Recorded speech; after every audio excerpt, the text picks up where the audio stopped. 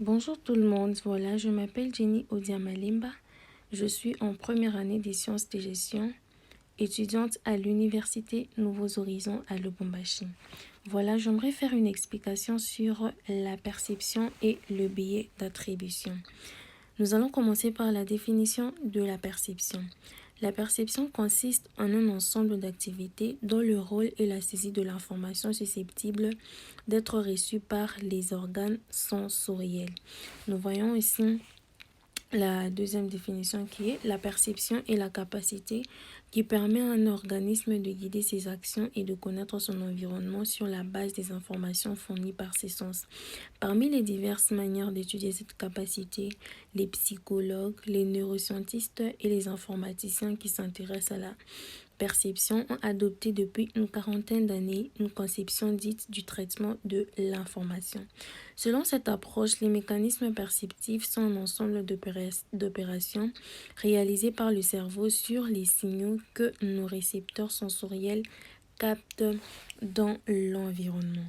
Nous allons aussi voir les facteurs de la perception. Les facteurs de la perception sont les analyses psychométriques, les éléments psychologiques influençant la perception du risque, la facilité de se souvenir ou d'imaginer l'événement, l'émotivité, le principe de simplification ou de similarité, les limites de la vigilance, les croyances, ainsi que le refus de considérer l'impossible. Voilà, là j'ai pu énumérer les facteurs de la perception. Nous allons passer au point suivant qui est le biais d'attribution. En psychologie, le biais d'attribution est un biais cognitif qui se réfère aux erreurs systématiques commises lorsque les personnes évaluent ou tentent de trouver des raisons pour leur propre comportement, ceux des autres. Les gens font constamment des attributions concernant la cause de leur propre comportement et celui des autres. Cependant, les attributions ne reflètent pas toujours fidèlement la réalité, plutôt que de fonctionner comme des percepteurs objectifs. Les gens sont enclins à des erreurs de perception qui conduisent à des interprétations biaisées dans leur monde social. Voilà.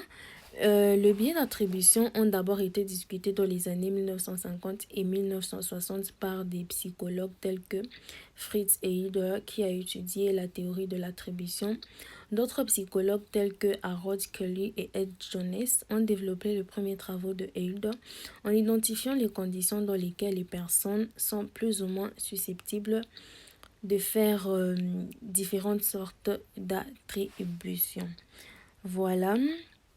Par exemple, lorsqu'un conducteur nous coupe la route, nous sommes plus susceptibles d'attribuer le blâme au conducteur imprudent, exemple, quel imbécile, plutôt qu'à des circonstances particulières, exemple, peut-être était-il pressé et ne m'ont pas remarqué.